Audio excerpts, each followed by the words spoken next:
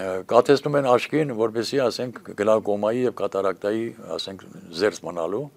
Եվ մաստոպաթիայի դեպքում սկսում են կրծքագեղձին, մենք տալիս ենք իհարկե այնտեղ ֆերմենտերով հարստացած ինչ որ մի բան եւս խմելու, որպեսզի վիրահատության կամ քիմիոթերապիայի կատարակատման կարիք չզգացվի։ Եթերից դուրս դուք խոսում եք նաեւ նրա մասին, որ ձեր ուրեմն այս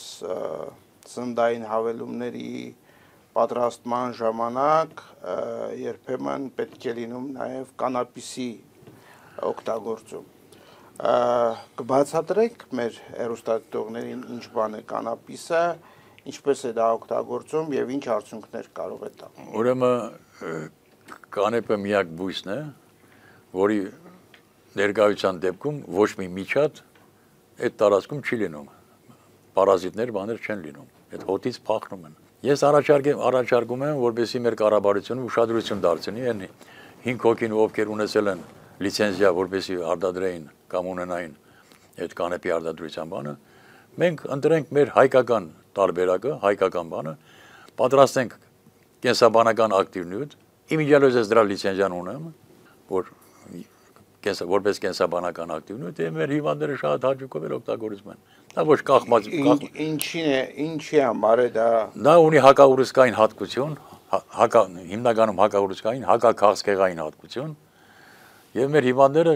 ոչ մի ցավազրկողի անհրաժեշտություն չեն զգում։ Պետք չի նրան ոչ մի ցավազրկող։ Ապրում է իր նորմալ կյանքով։ Բայց Հայաստանում այդ արտադրությունը այդպես էլ չստացվեց դնալ։ Ես կուզենայի, որ Հայաստանը, եթե մենք դնենք պլանտացիաներ ունենանք, որ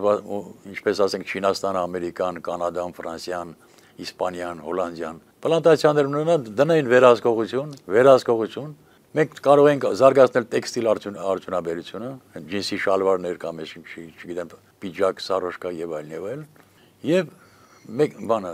մեքենաշինությունը, այսինքն մեքենաշինություն, տեսեք, չինացիները սմալան խառնում են այդ բամբակի ստացած այդ նյութի հետ, ստանում են մեքենայի կուզով,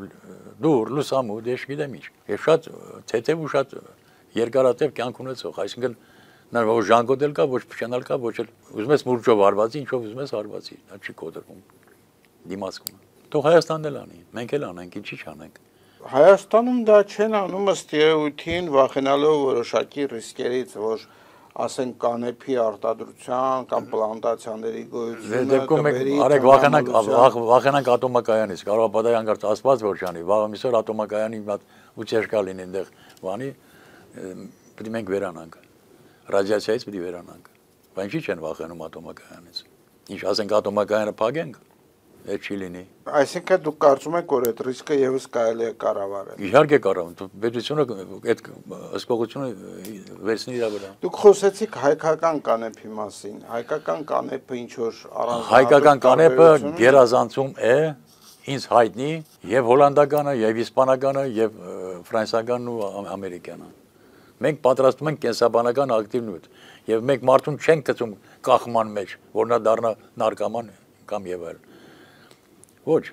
նա կարող ամիսը մի անգամ մի թեյ կտալ խմի, որ չհիվանդանա։ Դա չի նշանակում, որ կախման մեջ է։ Ինչ ծրագրեր ունեք մոտ ապագայում անելու, ինչը դեռ չեք, ինչ ուղղությամբ դեռ չեք զարգացել, որ փորձում եք այդ ուղղությունը եւս զարգացնել։ Նպատակները մի քիչ շատ են, ես կուզենայի, ասենք, թեման մի քիչ քննարկվել է ինչ որ մի որոշ տեղերում, կապված ռազմական արդյունաբերության բանով, բայց դա առանձին թեմա է, առաջարկել եմ մի քիչ բարձր կարող մարդկանց, բայց ինձ թվում է դա իրենց խելքի բանը չի էլի,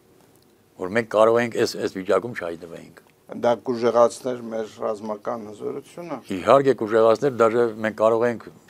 Ադրբեջանի հետ ուրիշ լեզվով խոսենք։ Ես չեմ ուզում, որ մենք հիմա որևէ մանրամասնություն բացենք այդ տիպի խոսակցության, բայց ես հորդորում եմ մեր պետական